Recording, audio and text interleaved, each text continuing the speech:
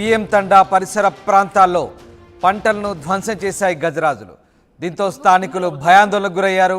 అప్రమత్తంగా ఉండాలని అటవీ అధికారులు సూచిస్తున్నారు. మీరు చూస్తున్న దృశ్యాలు చిత్తూరు జిల్లాలో ఏనుగుల బీభత్సానికి సంబంధించిన దృశ్యాలు. గజరాజులు బీభత్సం సృష్టించాయి. పంట పొలాల్లోకి దూరి పంట పొలాలను సర్వనాశనం చేశాయి. అంతేకాదు అక్కడ ఉన్నటువంటి ఓ వ్యక్తిపై కూడా దాడి చేశాయి. పిఎం తండాలో ఒకరు మృతి చెందారు. మృతుడు కన్నా నాయక్గా గుర్తించారు.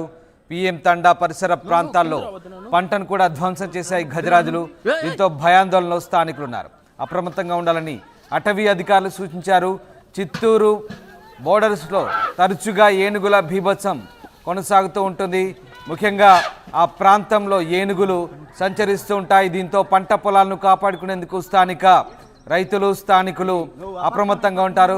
ఈ నేపథ్యంలో స్థానికులపై అలాగే అక్కడున్న రైతులపై గజరాజులు దాడికి పూనుకుంటాయి.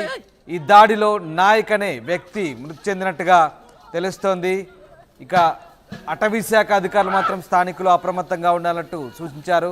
మీరు చూస్తున్న దృశ్యాలు ఆర్టీవీ స్క్రీన్పై ఎక్స్క్లూజివ్గా చూస్తున్నారు.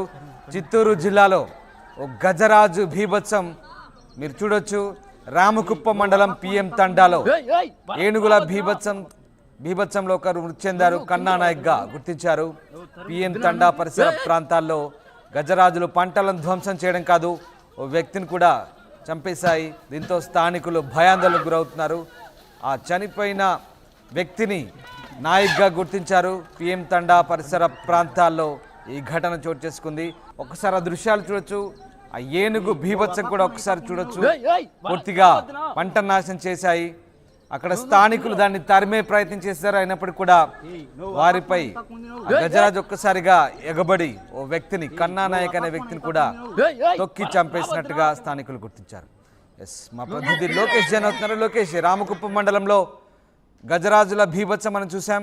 దీనికి సంబంధించి అటవీ శాఖ అధికారులు ప్రస్తుతం ఆ ఏనుగును ఏమైనా బంధించే ప్రయత్నం చేశారా? మృతుడు కన్నా నాయక్గా గుర్తించినట్టు తెలుస్తుంది. ఇంకా ఎలాంటి డ్యామేజ్ జరిగింది అక్కడ? రామదాస్, తరచూ చిత్తూరు జిల్లాలో ఈ ఏనుగుల దాడులు అనేవి రైతులకి కంటిపైన పుణుకు లేకుండా చేయడమే కాదు, రైతుల ప్రాణాలకి కూడా భద్రత లేకుండా ఉండేటువంటి పరిస్థితి ఉంటుంది. అయితే ప్రతి 30 రోజులకి 40 రోజులకు ఒకసారి ఈ ఏనుగులు రైతులపైన దాడులు చేస్తూ రైతులు మృత్యువాత పడుతున్నటువంటి ఘటన తరచూ చోటు చేసుకుంటుంది చిత్తూరు జిల్లాలో. రీసెంట్ గా ఇవాళ కూడా అదే ఘటన. అయితే రామకుప్పం మండలం, కుప్పం నియోజకవర్గానికి సంబంధించి రామకుప్పం మండలంలో ఉన్నటువంటి పిఎం తాండా అనేటువంటి ఓ గిరిజనులు నివసించేటువంటి ప్రాంతం అది. అక్కడంతా రైతాంగం పైన ఆధారపడి ఆ గిరిజనులు పంట పొలాలలో పాడి పంటలు దానిపైన ఆధారపడి కూడా వాళ్ళ జీవనాధారం గడుస్తుంది. ఈ నేపథ్యంలోనే అక్కడ పక్కన ఉండేటువంటి తమిళనాడు, ఆంధ్ర అటవీ ప్రాంతం నుంచి కూడా పెద్ద ఎత్తున ఏనుగుల గుంపులు తరచూ ఆ పంట పొలాలపైన దాడులకు యత్నిస్తూ ఉంటాయి. అయితే వాటిని నివారించడానికి రైతులు రాత్రిపూట కూడా పాపం తమ పంట పొలాలని కాపాడుకోవడం కోసం అక్కడే నిద్రించేటువంటి పరిస్థితి ఉంది. ఈ నేపథ్యంలోనే ఇవాళ కొన్ని ఏనుగులు కన్నా నాయక్ అనేటువంటి వ్యక్తికి సంబంధించినటువంటి పంట పొలాలపై దాడికి యత్నించాయి. ఈ నేపథ్యంలోనే వాటిని తరుగు కొట్టేటువంటి ప్రయత్నం కన్నా నాయక్ చేసేటువంటి ప్రయత్నంలోనే ఏనుగు తిరగబడడం, ఒకసారిగా కూడా కన్నా నాయక్ పైన దాడికి ప్రయత్నించి పూర్తిగా కూడా అతన్ని హతమార్చినటువంటి సంఘటన చిత్తూరు జిల్లాలో నిజంగానే రైతాంగాన్ని కంటదడి పట్టించేటువంటి విషయంగా చెప్పొచ్చు. తరచూ తమిళనాడు ఇటు కర్ణాటక బార్డర్గా ఉండేటువంటి ఆ కుప్పం ప్రాంతంలో కూడా ఎక్కువ సంచారం ఏనుగులకి ఉంటుంది. తరచూ పంట పొలాలను నాశనం చేయడమే కాకుండా రైతాంగాలు తరిమి కొట్టేటువంటి ప్రయత్నం చేసి వారిపైన తిరగబడడం, వాళ్ళని గాయపరచడం లేదా హతమార్చడం వంటి ఘటనలు అనేకం జరుగుతూనే ఉంటాయి. వాటిని ఎదుర్కొనేదానికి కూడా రామకుప్పం రేంజ్ లో కుంకి ఏనుగులను, 2 ట్రైనీ ఏనుగులను అటవీ శాఖ పెట్టి ఏనుగుల గుంపు సంచారం కనుక పంట పొలాలపైకి వస్తే వాటిని తరిమి కొట్టేటువంటి ప్రయత్నాలని ఆ కుంకి ఏనుగుల ద్వారా చేసేటువంటి ప్రయత్నం చేస్తుంటారు.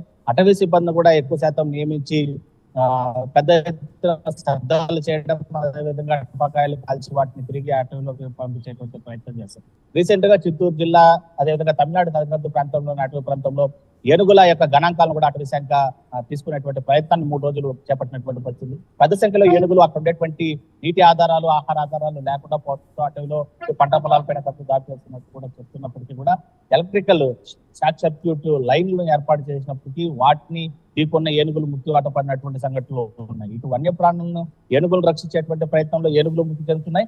రైతాంగానికి రక్షణ కల్పించేటువంటి పరిస్థితుల్లో రైతులు మృతి చెందుతున్నటువంటి పరిస్థితి. ఎలా దీన్ని అరికట్టాలి అనేటువంటి పరిస్థితిని అయితే అటవీ శాఖ నిజంగానే దీన్ని తలభారంగా మారిందని చెప్పొచ్చు.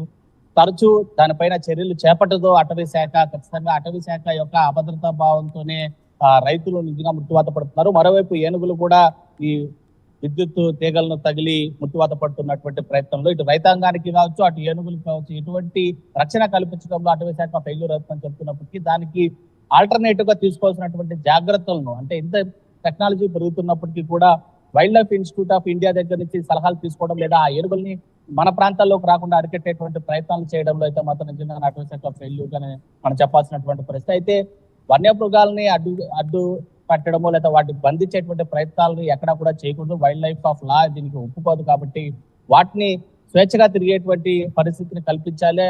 అండ్ అదే రీతిలోనే వాటి రక్షణ కూడా కల్పించాల్సినటువంటి బాధ్యత అటవీ శాఖ పైన ఉంటుంది. మరోవైపు ప్రభుత్వ రంగ సంస్థల పైన ఇటు రైతాంగాన్ని, పంట పొలాలను రక్షించాల్సినటువంటి బాధ్యత అయితే ఉంటుంది. దీనికి ఖచ్చితంగా ఒక ఫుల్ స్టాప్ పెట్టాలంటే నిజంగానే state government, central government wild life institute తో ఒక సంప్రదింపులు జరిపి ఒక పరిస్థితిని అయితే తీసుకురావాల్సినటువంటి అవసరం ఎంతైనా ఉంది. Ramadas right, yes, thanks for the update Lokesh. ఇది మొత్తం మీద రామకుప్ప మండలం పిఎం తండాలో ఏనుగుల బీభత్సానికి ఓ వ్యక్తి బలయ్యాడు. మృతుడు కన్నానాయక్గా గుర్తించారు. పిఎం తండాలో పరిసర ప్రాంతాల్లో పంటను కూడా గజరాజులు ధ్వంసం చేశాయి. దీంతో స్థానికులు భయాందోళనకు గురయ్యారు. అయితే అటవీ శాఖ అధికారులు అప్రమత్తంగా ఉండాలని సూచించారు. దీనికి సంబంధించి శాశ్వత పరిష్కారం కోసం కూడా ఆలోచిస్తున్నట్టుగా అటవీ శాఖ అధికారులు చెప్తున్నారు.